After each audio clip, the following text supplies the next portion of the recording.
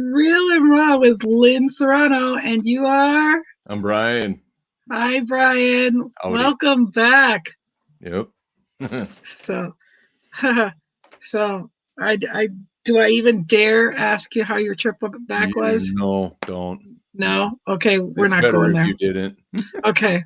Well, I'm just glad you're back and you're safe, and that's all that matters to me. Yep. So, I appreciate that. yeah, it's nice to be back in your own bed too, I'm sure, right? Don't know that. Last night I got back. I stayed at my girlfriend's place, so I don't even Oh, know that. okay. Okay. Well, at least, you're in the cold now, so. Yep. Hey, your thermos matches my sweatshirt. How about that? Yeah. Yeah, how cool is that? Mhm. So anyhow, we are back, and that is a good thing. Mhm. And let's see here. So our topic today, couples engaged life, first steps in a new chapter. Mhm. Man, that just brings so much to the surface, and depending if they did it because it was Valentine's Day or whatever, it just brings a whole new level of things to talk about communication wise Mhm. when you take that step of having the engaged life. You know, where do we begin? Well, what visuals come to mind for you? Oh man, it Reflect on. is about planning. Uh, venue and what dates are No. Hold available. on. No. Like right away, like the day after you're engaged. You're not thinking Oh, about a venue.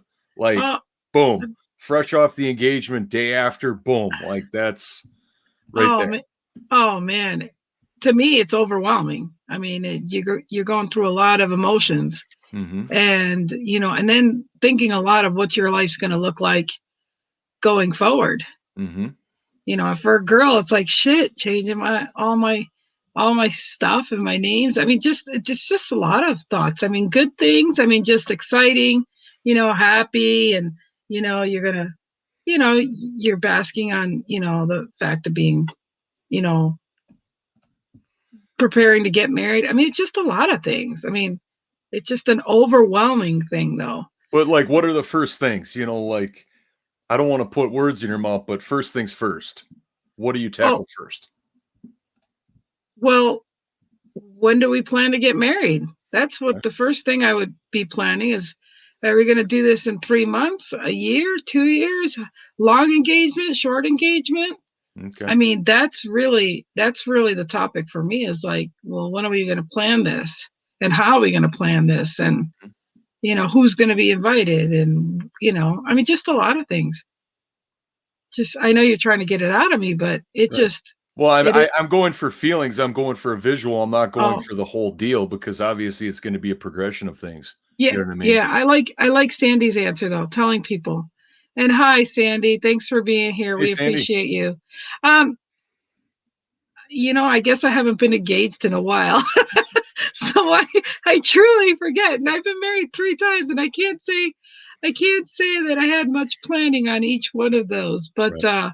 it is just overwhelming as far as what the date is, and where to go from there. I mean, after the excitement. I mean, obviously it's exciting. Well, that's what I'm getting to is that Yeah, like you're not going to be thinking about dates until you actually have a chance to feel engaged, right? yeah, Call yeah, people, that's talk to true. people, but you're not going to dive around right around deep and pick out a venue and do all that the day after. Well, though, if you've been dating for a long ass time and you're like, shit, this is finally happening, you may already have thought of, all the planning and all that Yeah, stuff. I I mean, just I saying. disagree with that. I disagree with that wholeheartedly. No, yeah, for a guy perspective, but a girl, oh, you no.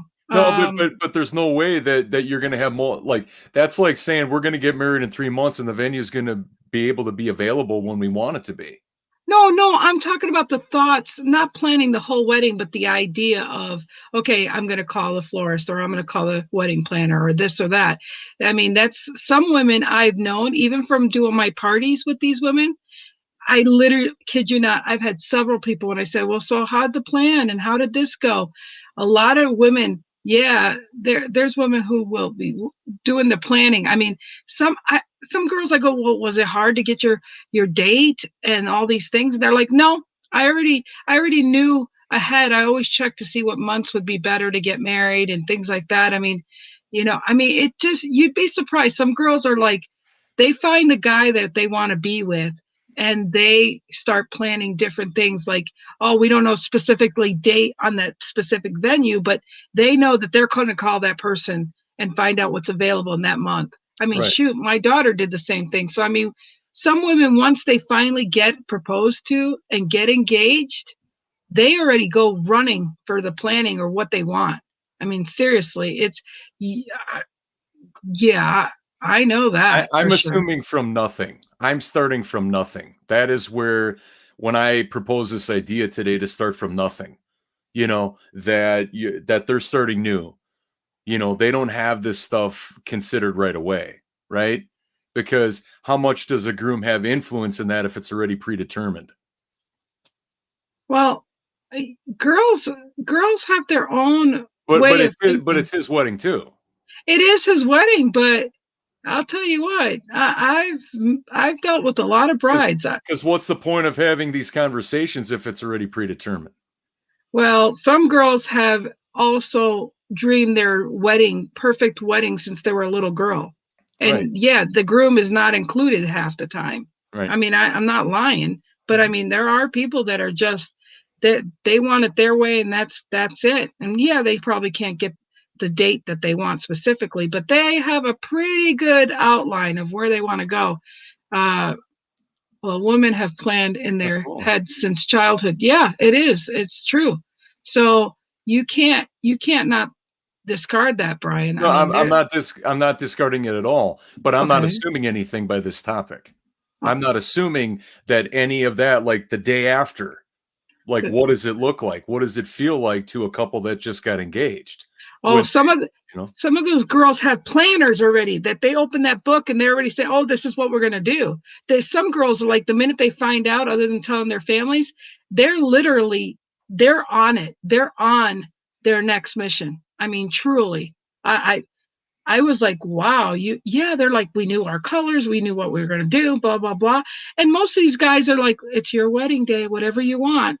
I mean, truly, that's been the consensus. I'm like, damn, because I've asked every bridal and bachelorette people I've done, I've asked those questions all the time. Like, when did you start planning? They're like, I planned before he proposed me. And I got many of those. I'm like, holy shit, does this guy know what he's getting into? yeah, Seriously. So, but yeah, you're right, Sandy. It should be happy and bliss. Then the reality hits. Yeah, but I'm just telling you from the perspective of all the brides that I've dealt with. right. But That I'm it, not I'm not assuming that in this conversation. okay, all right. I'm assuming it from a blank slate where they're taking ideas, because if a groom is investing in if his dollars are at stake, he's involved in things. It just may not be the preliminary front things that really entice him or he get really excited about. Well, so you're talking from the groom's standpoint. No, no, I'm no. talking I'm talking about from a perspective of a bride and groom that are starting from scratch. right. They they don't they're embracing the experience from day one, being engaged, and then the process starts, but it Well, doesn't happen the day after. it I disagree about it not being the day after. I mean, granted, Dennis says amen, but most women will be right in that moment and they will be basking on it that day. But you give them the next morning after, they feel like they got to get on with planning. That's how most women roll. Right. But that day and that first 24 hours, yes, they are so excited. They're so elated. I mean, it's just bliss. And you want to call everybody and you want to post it on social media and all that stuff. I mean, that's like first and foremost, without a doubt. I mean, it's like, I'm getting engaged and who can I call? Who can I text? I mean, absolutely. There's all that excitement and love and everything. And then it comes down to girls will be like, they're not like, okay, we're engaged and that's that, and we'll figure the rest out. Most of them are like, if they say yes, they're mostly ready to go in planning. They may not know what they have in mind, but they don't leave it to say, oh, I'll wait a week. I've been engaged for a week. They're even just like, when am I going to have an engagement party? I mean, that might even be what the first thing they think is, let's have an engagement party before they do anything else. Right. But I mean, I'm just telling you from all the brides and excitements that I've seen. I mean, shoot, my daughter was with her husband for 2.5 years. He goes and proposes. He waited till they could get a Beartooth Pass, and he proposes to her. That was in May, Mhm. and they were going to do a year later. No, my daughter, she goes. I get her the wedding planning, uh, the book or whatever. She looked at it. She's like, and then she changed her date from where she wanted. They had an opening in September. She did that wedding all herself in 3 months, planned everything. And I mean, like I said, these brides, man, they get in their head. And I mean, they were living together and whatnot, but no, I'm like, why don't you wait another year? What's the rush? No, I want to do it now. It's just something about it. Some endorphins that Right. get all in their head. And I mean, yeah, I was like, daughter, can't you wait till I lose 100 pounds for you to get married? She didn't even care. Right. I mean, come on.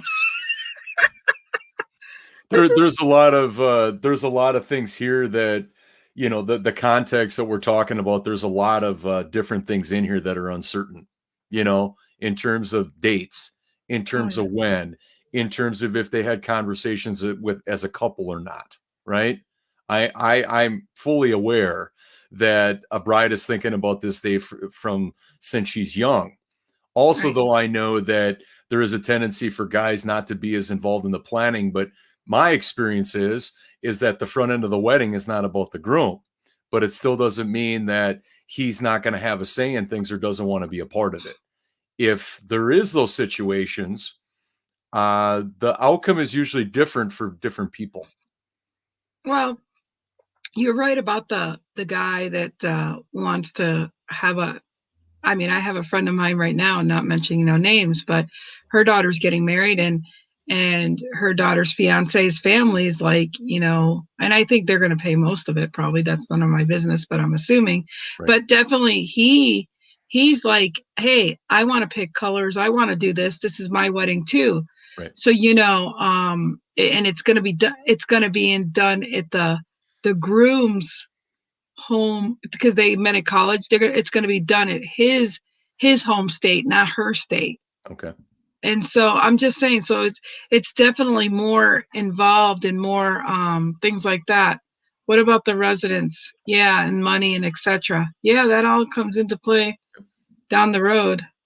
I mean, I'm not Um, discrediting anything you say because obviously those are experiences that you've been through and you know about. What yeah. I'm just saying though is that are things being done throughout the process that the groom isn't aware of or is not a part of? Because I know plenty of situations in all my studies and all my coursework that if a groom is not involved in the wedding, anything from a little to a lot, the outcomes are going to be entirely different. And it may or may not be the way you want to start a marriage.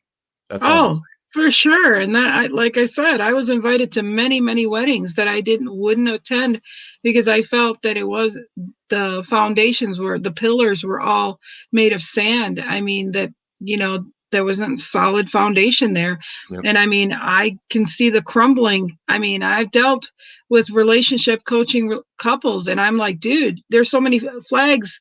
I'm on the outside reading the label. They're on the inside. They can't read shit. And Exactly. so when I see that they're having issues and problems, I'm like, dude, I think you need to wait. And this is this, and this is why. And I have never attended a wedding that I didn't believe in that Or are or still. or I had an experience when I was on the beach the first couple days that I was in California, and I'm interacting with this bride, and she saw a picture of some of the lighting work that I've done in the past, and she saw a picture and it was attached to my name. So God bless SEO, and we're gonna have a call, and I come up with a couple custom ideas. She told me a little bit about the theme and the visuals, and all of that she wanted for her wedding. And I'm like, I'm gonna do just a few minutes of preparation because who knows if it'll work out. And she goes, yeah, I'm not gonna be able to talk to you because my fiance just wants this to be over with. And he doesn't want to spend any more money on the wedding. And I'm thinking to myself, I'm like, okay, that is not the customer I work with. One that call it deception, call it whatever it is, where one is trying to, put all the effort into this and invest money. And one of them's like, nope, nope. Like, how could you have such polar opposites and that being healthy? Yep. Let's Yeah, I see. mean, it's I agree. Both have to plan. My ex and I did, hence the ex didn't make a difference in the end. Thank you for your sharing, Sandy. It's you know, there's countless examples on both sides, but what I can say is that um if a groom, and I've challenged some grooms in my time, and I simply ask them, I'm like, are you helping to pay for this wedding? And they're like, yeah. And I'm like, well, then you do have a concern. You do, financially. Yeah. What is at hand right now, or what you're dealing with, like with save the dates or reserving venues or whatever it might be, is that might not be the most enticing thing for a groom. But anywhere that there's going to be signatures and legal and whatnot, I'd be very surprised if the groom is not concerned about where his venue is at, or who's going to be there in terms of guest count, or what the meal might be. You know what I mean? um because here's the thing: after the couple is married, you can't go back and recreate it with the groom's best interest in mind. You only have one shot at it. Yeah. And obviously I can't force people to communicate with me, but I also do know that it's like, this person is committing to this other person for a lifetime, and I'm going to do everything in my power to get them to engage in with me and in the process, but I can't force them to, right? uh, Well, the health of marriage is when it's like both parties are helping to create the wedding in some capacity, or maybe they divvy up, the responsibilities depending on their strengths or the time that they have, or maybe their interests, right? It is a great thing, but just to have it be all, one-sided, I don't think is necessarily healthy. I'll just say that. no, it's not. But there's also the tradition. Yep. There's the tradition where guys are told, "Hey, it's her day, you show up." I mean, I'm just saying that there's that value, and yet some guys truly, they don't want to cook in the kitchen. They just want the food to be served. So I mean, but if they're fine with that, then I can see that. But it's got to be a discussion mutually of where you stand, and Absolutely. not in the middle of the process, Nope. but at the beginning of the process. And that's what I've seen. I mean, I have always got dumbfounded by the question or the answers to my questions. So how did your proposal go? How did you feel about that? And Mhm. then the whole thing of, so how did you plan for this and stuff? Oh, I've had it planned. And I'm just like, really, like, and so it really is, the expectations, and it's really a crazy thing. My daughter, I think she was bridezilla. I don't know if she'll ever watch this, but she was a little much. I mean, she kind of went into finances. She put in so much for the wedding, he put in so much for the wedding, to pay it off, but she didn't do it wise. She financed it at high financing. So I was like, why don't you wait a year?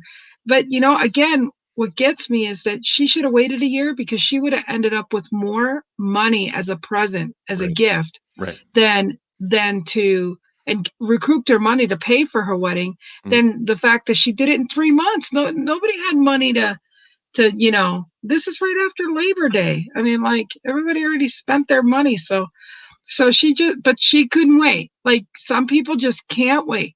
And And, that's, and every couple has their, like we've talked about in other shows, is that a couple's relationship is true to them. Even if mhm, people on the outside don't understand it, even as close as you might be, it's your daughter, right? right, right. There might, I mean, it might be legal, it might be insurance. Who It knows what it wasn't might be? any of that, though. That's the funny thing. It was Oh, none of that. Well, okay. they did want to buy a house together. I mean, but I was like, You're fine where you're at. You're in a nice house right now, and your mortgage is going to be more than what you're paying for here." But again, there was just, yeah, she just wanted to buy a house and be in their own house. And Sure. I can understand that, but Yeah. wait a damn year. You know, Anyways, but I'm just saying, like you said, when they're ready to go, they're ready to go. yeah. How many times have you had, though? It sounds very rare for you, but how many times have you had somebody just get engaged and call you, like, within the day or two? A couple weeks would probably Yeah. be the quickest, Okay. you Yeah. know.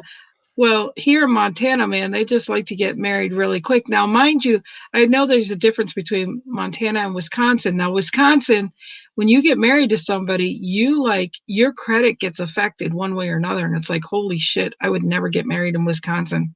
Mhm. That was one of the things I was like, I'm not getting married in Wisconsin and being in those laws. I mean, it's a good law. I mean, and all that stuff, just to have it all up and up. But I'm just saying, there, you have to look at marriage even more serious, and I think that's a good thing, whereas they don't have that here, so Yeah. people don't realize how crazy it is, how crazy it is not to look at the ramifications financially to be getting married to somebody that you're not equally yoked to.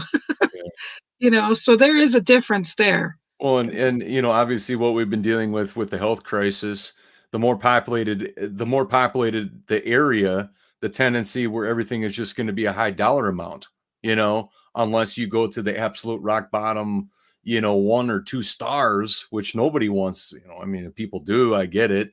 But, if you're in a heavily populated area, there's a lot of people gunning for those dates.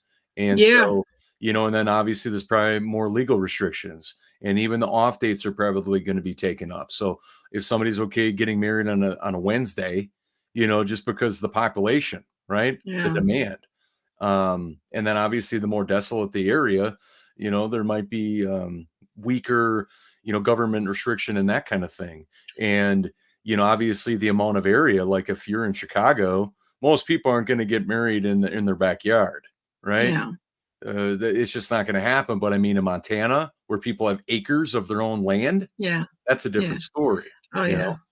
So no, but exactly, and COVID's changed things, because I do know quite a few people that did get married through friends marrying them through the internet. I Yep. mean, and so your traditional wedding time, I mean, it, like you said, now a bride would have to like get your ass up and look at the date, because you might not be getting married for 2 or 3 years from now, and you might as well figure that out right now.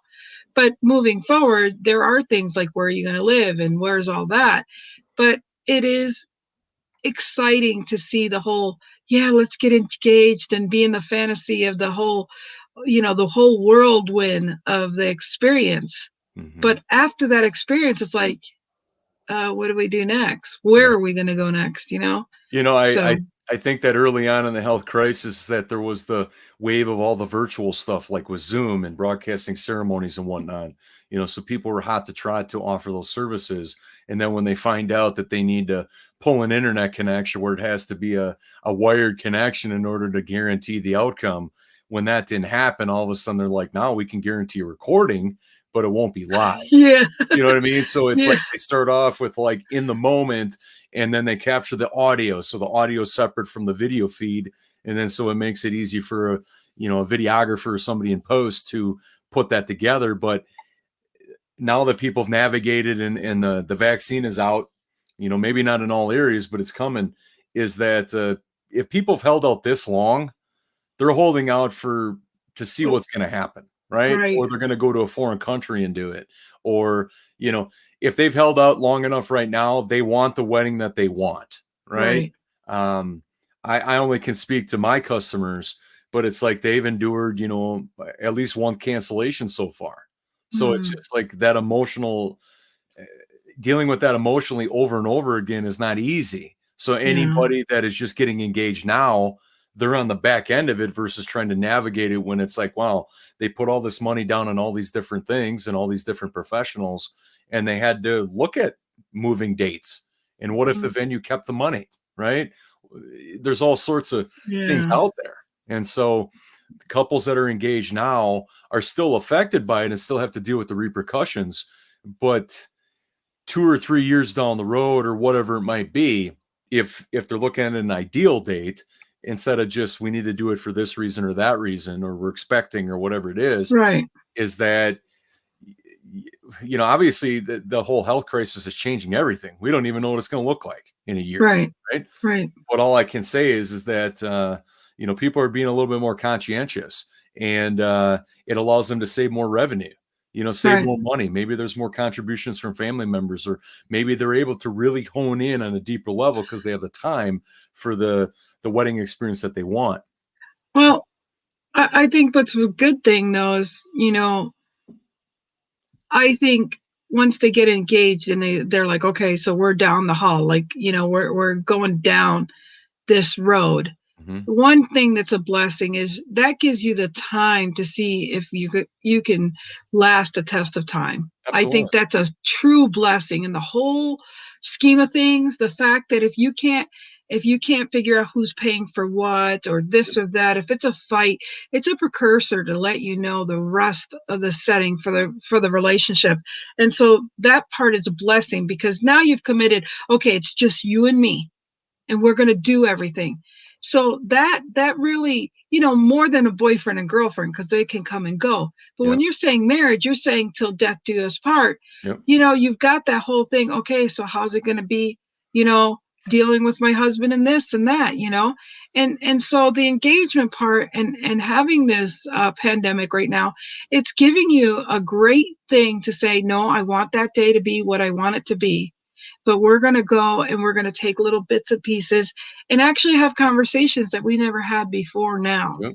So that is a blessing. And I think so. If you plan to spend for any of the Godzilla brides out there, which, like Brian says, he doesn't believe in that, but I'm just saying, if you think you're going to be one of those brides, remember, you're doing this for the long haul. Right. So hold out for what you truly want, especially when you want safety and you want everyone that you love being there. Mhm.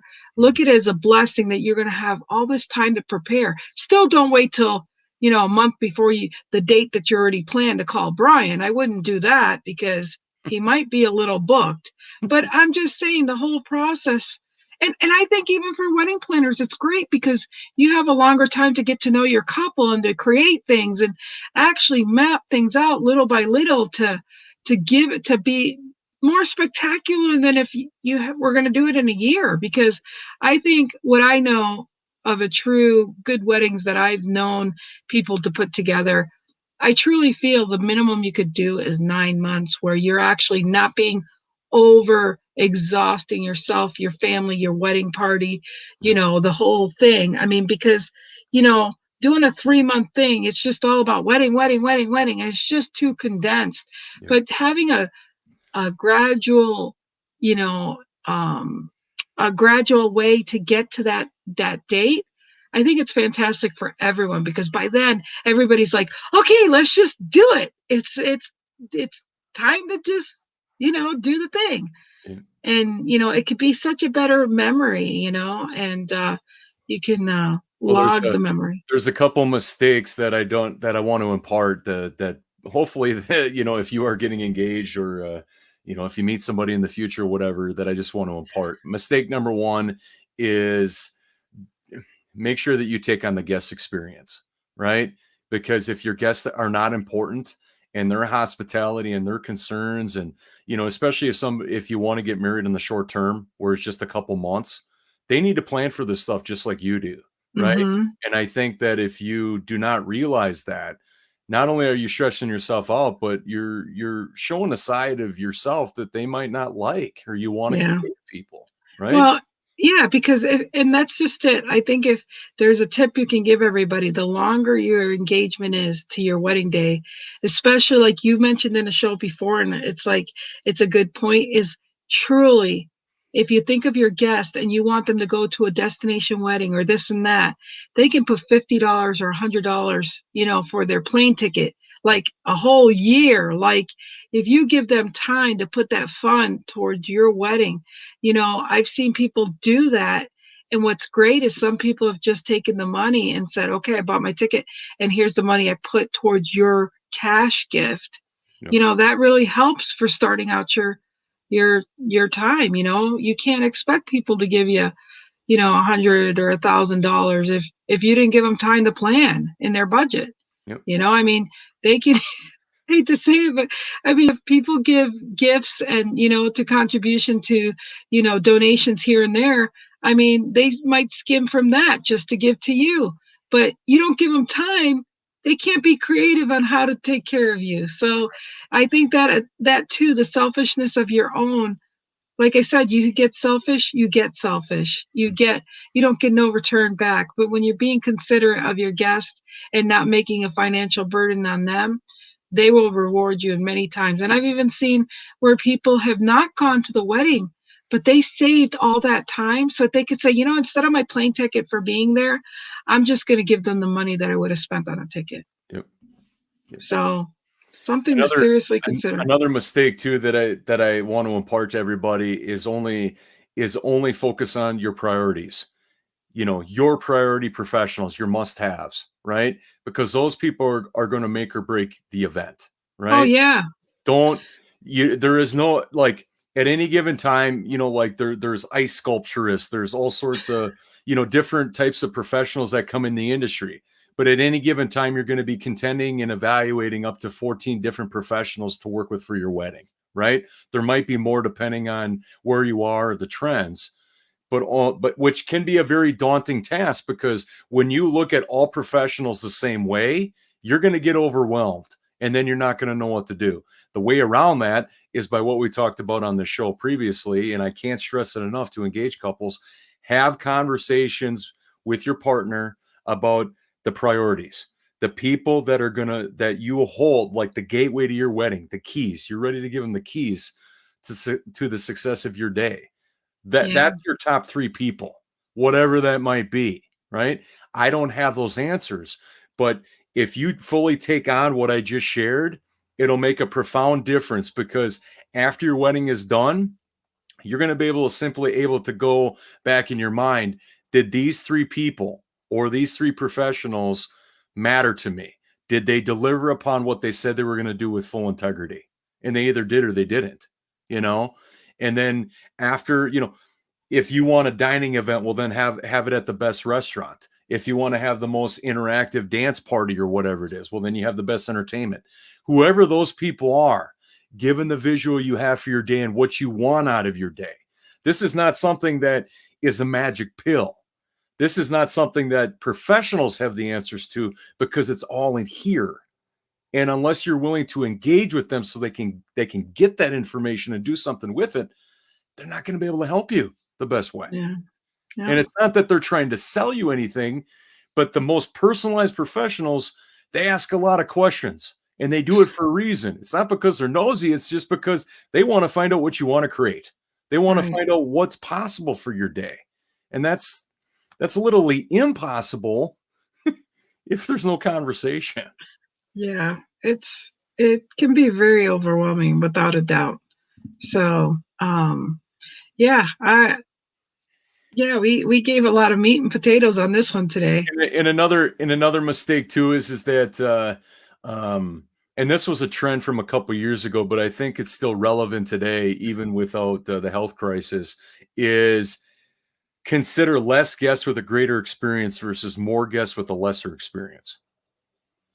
Is that I think it was in 2019. It wasn't 2020. I think it was 19 or 18. But there was a trend that it's like people are preferring to have smaller weddings with guest count, but greater experiences for those people. And obviously, micro weddings is a thing and a term that is coming around now. And I think that focus on immersive experience for everybody that's there. Obviously government restrictions are until they open up are going to be what they're going to be. But if you're going to have something that is immersive, every single guest walks away with an experience they've never had before. That's going to speak a lot better than to, and I only can speak for myself from planning weddings, but it's like, if the people you're inviting don't even know you, is Yeah. it is it really worth the dollars of getting them there? Yeah. I mean, people can invite whoever they want to their wedding, but what I'm saying though is that are you inviting people that are not in your core? Maybe you can go out to dinner with these people, one by one or family by family or group by group if you live in the same community, because obviously the larger event that you create, you got to be in compliance with the law. And you got to have a venue that's big enough to host all those people. Those Yeah. are two difficult things right there. And it's so hard to say when those big weddings can ever take place. Yep. I mean, it truly is. I mean, this is just, it's just crazy. I mean, it's just surreal. I mean, those are things that people really have to think about, and yeah, live streaming is one thing, but when you can't do it live because most venue places, they're not really up to the whole internet system. No. I mean, they're like, I ain't paying for the internet system over here. They may have to conform and realize that they're gonna have to step up their game, and it really opens up. I mean, it really, things have pivoted just a tad, to say the least. Hmm. And yet, so that really breaks down the people that always dreamed of their wedding since they were a childhood. I mean, the things of that, what they enchanting thoughts of those things are no longer. Well, I wouldn't say no longer, but they make them very difficult to achieve in this day and age, for sure. And I can't even imagine how much you personally have had to pivot through this whole situation. And which, I commend you for being in the industry that, once was so carefree. And then, I'm not saying it's not enjoyable, but it definitely has contoured how you can service your people, and you've had to be a little bit more creative.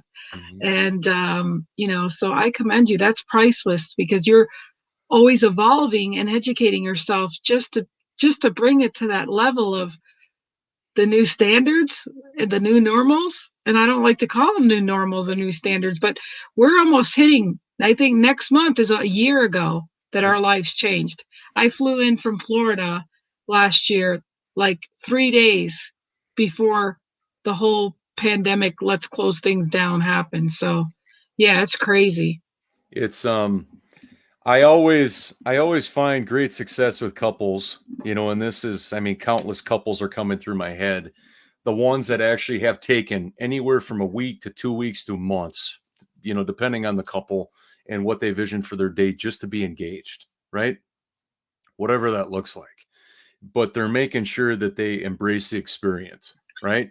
I've always found that to be very healthy. And I've got numerous couples that have told me that that's what they do.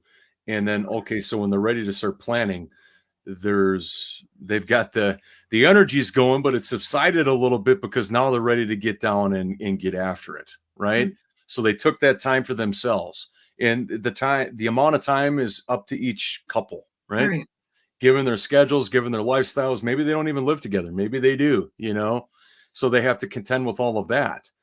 But so then they're also clear because it's like, if you feel like you got to get going and do all this stuff, and maybe you haven't communicated with your partner, and it's just like, okay, so you're 10 steps ahead, and it's like but you get run down at the same time. You get stressed out, your anxiety heightens. Eventually you're going to crash. It's Oh not yeah. healthy. And then all of a sudden the wheels are going to turn and they might slow down. Now your wedding is a burden. Now it's a pain, right? And it should never be that way. Number one, if you're working with the right professionals, right? Because that's what you reserve them for. They take ownership of the outcome you want to create, right? That's the priorities. But then number two is that you can't do it all, you know? I mean, I've told brides over the years, I'm like, if you don't trust your professionals, there's nothing they can do for you. I mean, do you want to micromanage your wedding or do you want to enjoy it, because you can't do both? And if you try to do both, you're probably going to have a horrible experience. I hate to say it, but it's true. Yeah, without a You know, doubt. because if you're not going to allow people to do what they do the way that they do it, then they're being a disservice to you, and they're being a disservice to somebody else that could benefit from their service or what they do, you know? So, good afternoon, Ernest. Thanks for being here. Thanks for sharing it out. It's I just love when couples actually take the time, whatever that looks like for them. I just find it, like, even when I start working with couples, the first period of time is all about relationship building. The only thing that we're going to be talking about is getting to know each other better. That's it. Now, obviously, if it's a last minute wedding, well, that's got to be set aside. But excluding like a last minute 12-day wedding, or I'm let I'm let known of this 12 days before the wedding, you know. But I just find it really lowers down the stress and the anxiety. and they're able to be engaged, you know. Also though too is that, and I can speak from personal experience, is you said something earlier, Lynn, about you know you know uh, you know paying bills and doing this kind of thing. It's like, you know, creating that space for each other to like, hey, I'm going to pay the water bill and you pay this bill and whatever else. So you split them up.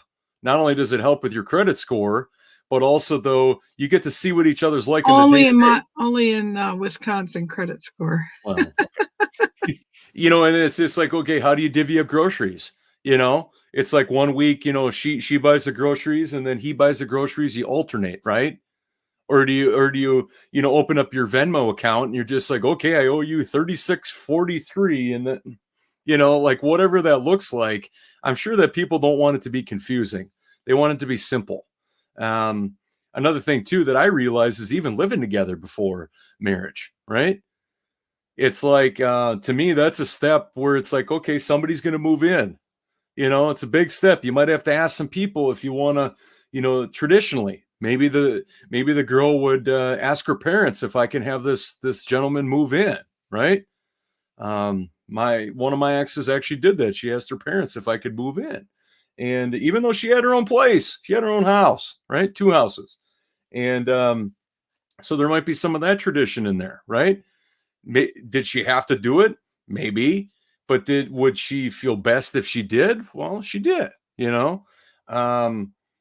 Premarital relations physically, right? I was in a short period of time in a little relationship where the woman wasn't willing to have relations prior to marriage. And I told her flat out in the beginning, as soon as I met her, that doesn't work for me at all. Next. Because here's the thing, I don't want to waste anybody's time. That was one Right, of the lessons I learned after I went and worked on myself, is that I don't want to waste anybody's time, right? right. I'm more thinking about their time than I am about my own, but to just be very clear and straight to the point. Yeah, for sure.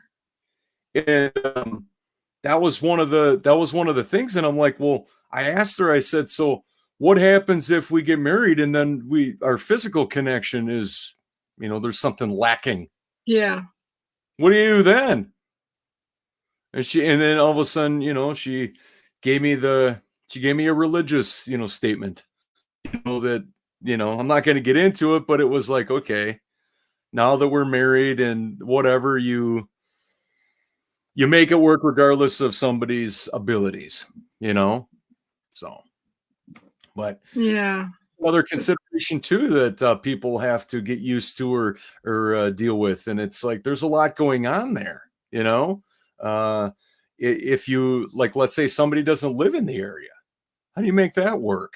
You know, Well, hey, that I'm not makes it talking a about you, Lynn, but that applies to you. But I'm not talking about you. yeah, well, Okay. that was very hard, Yeah. I mean, even in the dating process, is how are you going to deal with the long distance? Yeah, for sure. That's really, if it, yeah. Yeah, let's just leave that alone for right this. That's okay. No problem. But no, truly, I mean, if you don't have those clear where you're heading in a relationship it's when you're engaged, it's very pertinent. I mean, dating, yeah, but when you're talking, engagement life, you're talking, how are we going to make this work? And you both have to be mutually involved into making a decision that's best as a couple, not Yeah. for, well, I ain't leaving my job over here. Well, I ain't leaving my job over here. Shit, we're going to be commuting between two states. I mean, because some people have done that. I have seen it. It's a crazy ass thing, but I have seen that. So I mean, again, it's much like anything, is that preparation, right? Like the five P's, well, six P's it could be, depending on if you want to add into it, but proper preparation prevents piss poor performance. yeah. Say that again, really fast. Proper preparation prevents piss poor performance. That's pretty good. Don't ask me to do it because I can't. I'll do it one time in a row, but not five. Yeah, you'll see me fall on my face. Yeah, but that was pretty good. And you said it without laughing, so proper. I'll start doing picker picker. Oops. Never mind. Lynn, the reason why you do tongue twisters is before the show, not Oh my during god. the show. Well, all I gotta say is, well, I guess that's for a late They're night called story vocal sometime. exercises. Oh, I'm just kidding. 45 minutes and you got me blushing. Yeah. Okay. It's not as fast as backstage, but we'll take it. Yeah.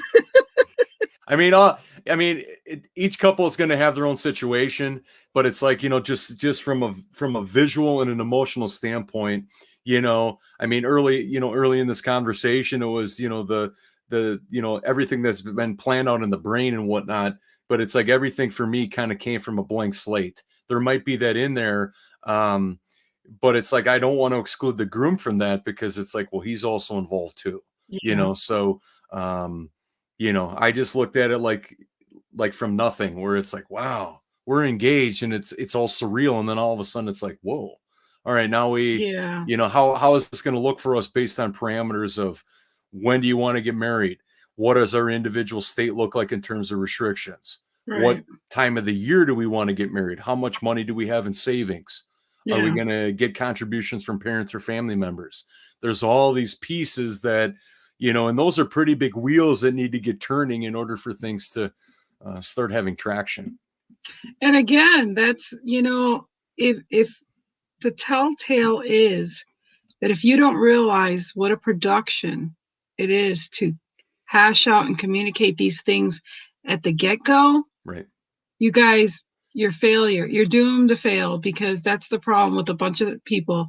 They don't communicate, they don't articulate their true desires, passion, um, concerns. It's mustered over with the ambiance of we're gonna have a wedding day and blah blah blah. I mean, like, you know, that's why that's why they have debutantes parties and things like Mhm. that when they're younger, so that by the time you go to your wedding, you don't have that, anticipation of I want to get to the end. And you went through this whole process so clouded. And again, the people that come to weddings and don't they ask, you've probably seen it many times at the tables. They have, give advice to the bride and groom, write this down. Well, shit, why didn't you do that at their engagement party? Like, yo, do you better think of this before that wedding date? I mean, like, do a service that way, people. Don't screw them up, because by the time they read these questions, shit, we didn't ask each other this. There You might be know a what? little flaw in using that now. You know what I mean? Like, Right, that's what I'm saying, right? It's like, can you maybe like think of doing this like at an engagement party? Like, but again, people aren't helping them in the most important way. correct. And Right. it's sad to me. It's sad, and I'm truly have been helping couples and helping people on Clubhouse lately. I've been coaching, Uh-huh. and coaching is really, as a matter of fact, somebody already says, Lynn, when are you going to have a seminar? I'm ready to here's my credit card. I'm ready to like Venmo or PayPal you. You Wow. need to do a seminar, which if I do that, we're going to have to collaborate too, because you're going to have to strike it home to them, because I'm dead serious. I don't, I've been married 3 times, 55 years old. And there's a lot of shit that just, you have to have a checklist, people. You have to really look at the reality of things, because one day is not going to constitute the rest of your life, because even if you get divorced, it still ruins your life for good. I mean, these people are stuck in their divorces and their stories, and I'm telling people that shit's over. If you want to redo and do it again, learn from your mistakes, people. And Yeah. I'm truly passionate to tell people, wake up, smell the damn, the farts were there since day one. They're not going to change. You either get used to it or move out of the way. I mean, like, I can't get any more real than the fact that I wish I had new choices. I wish I knew that, an engagement is important. Don't be fooled by saying, okay, let's get married tomorrow, even from a justice of peace or online. There's a lot of shit that if you couldn't handle the process before marriage, you're really screwed when you are married. Mhm. It's just the bottom line. I mean, I can't slice it, dice it any different way, except that's for real shit right There's there. a there's a statement that I share with everybody, um, because it's so poignant, amongst all your wedding decisions, amongst all your decisions in life as a couple or as an individual. If there is no purpose, there is no point. You know, and a context for that would be, like, traditional wedding dances that don't apply, right? Like a bridal party dance or a bouquet and garter toss, right? Is that depending on where somebody comes from and how close they are to that, or, maybe they haven't been to a lot of weddings, to see variety. But if there is no purpose, there is no point. And so for couples that are planning and doing their thing, if there's no purpose, like why are we doing this? Right? It's something to constantly be reminded of, because not everything, not everything that you do on your wedding day, number one, demands your time. Number two, it doesn't mean it's going to make a difference on the day. Right? You Hmm. don't fool yourself to believe that, I just love it.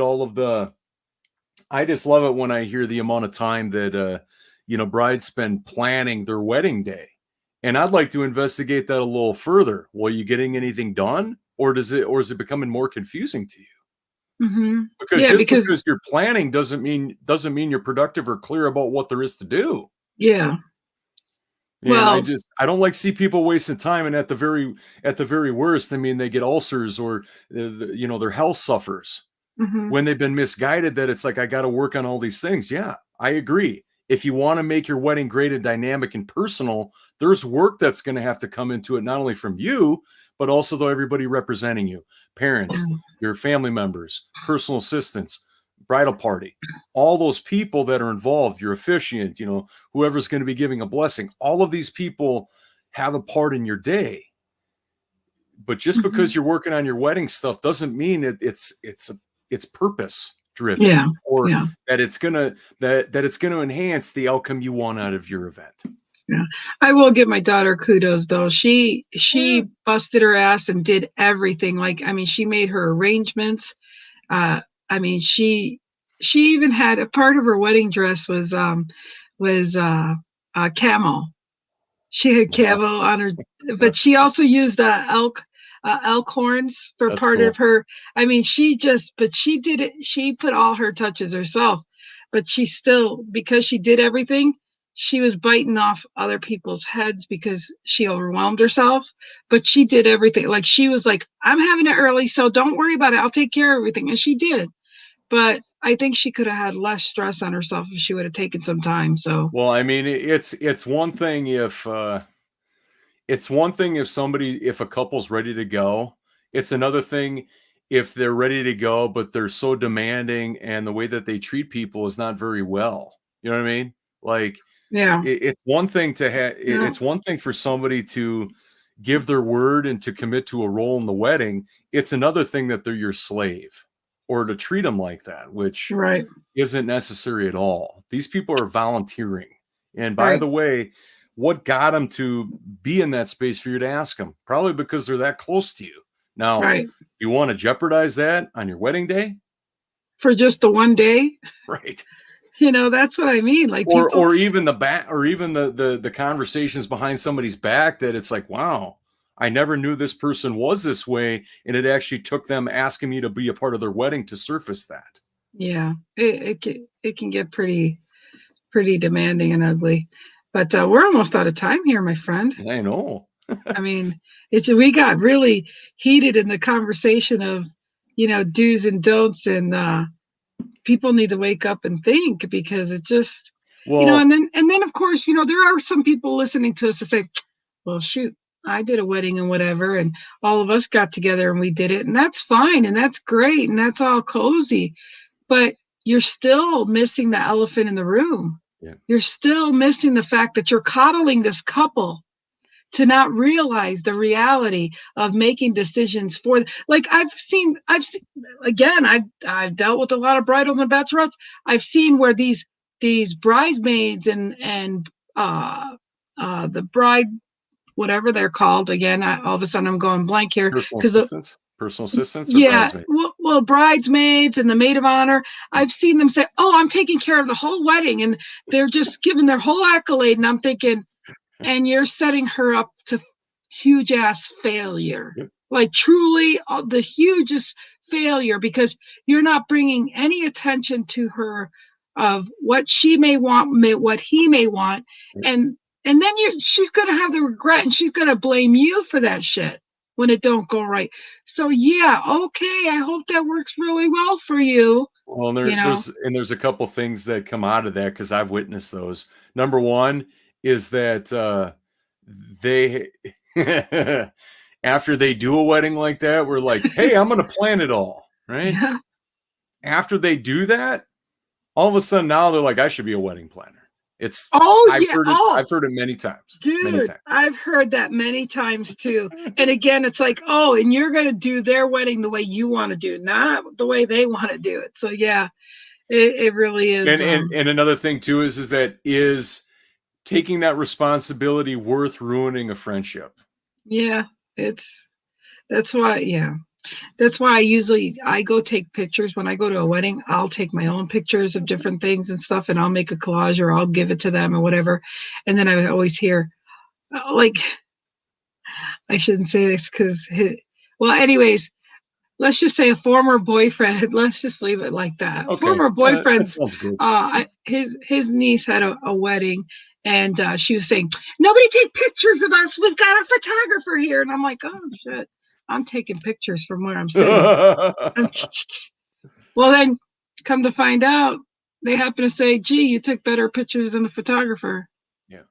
Okay, but again, it is whatever it is, and people get really hostile and whatnot. But it's so many things to consider, and it truly, I think it's a blessing as far as your ideal wedding may not be the way you want it to be, as far as how many can attend. Well, You and know, and one of the worst things that you can do is demand something that is not possible financially or uh, creatively. And what I mean by that is, don't start making demands for something that either you haven't given yourself enough time to plan for, or it's just not feasibly possible. Like, for instance, if you know a florist in your hometown or something like that, and it's like, okay, I know them, and I want this elaborate, rare, assuming, yeah, assuming they're going to give you this Pinterest beautiful bouquet. and they can do it when you want. They can do it when you want, and you only want to drop whatever it is you have to spend. Yeah, It does not work that way. yeah, You know, I've ran into countless experiences where, and that's the difficulty with some of these mediums, is it doesn't paint a picture of reality.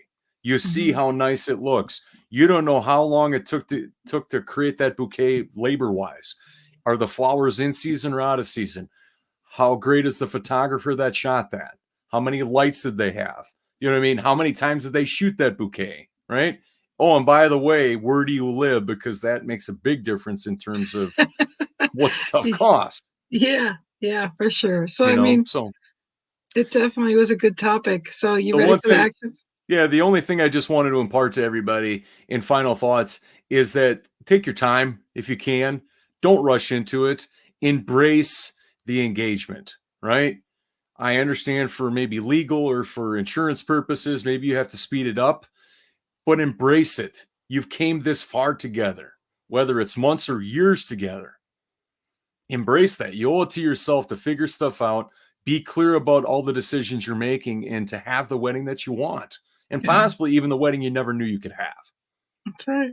Yeah. So today, any other things you want to impart to everybody, Lynn?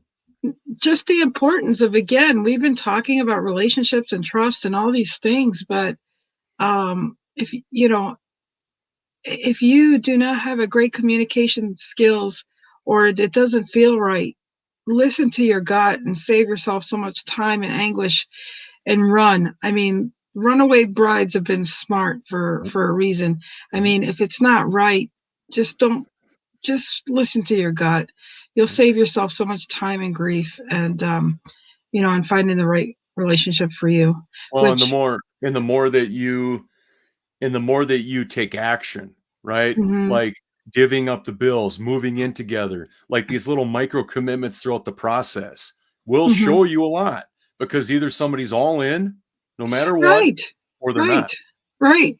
And And those yeses may turn into no's or whatever, but it all boils down to their actions. that's Do right. they do this or don't they? And We're what gets in the way? we're running out So, of time, my friend. yep. So the action step in question is something more conceptual, but I think it's poignant here. Is what would the first day of engagement look and feel like to you? If you could create any day, the day after you got engaged, you celebrated, you call a bunch of people, whatever that looked like, what does the day after look and feel like to you? It's an open road. We're not assuming anything here. If you wanted to take that on, we'd be interested in finding out what you have to say. So, And put it in essay form. No, just kidding. no, Just kidding. one of our friends, will definitely do that for us. Yeah. So, I'm sure. Haven't seen him around all day. yeah. Anyways, we better go while we still have a chance. Bye, everybody. Bye, Thank everyone. you.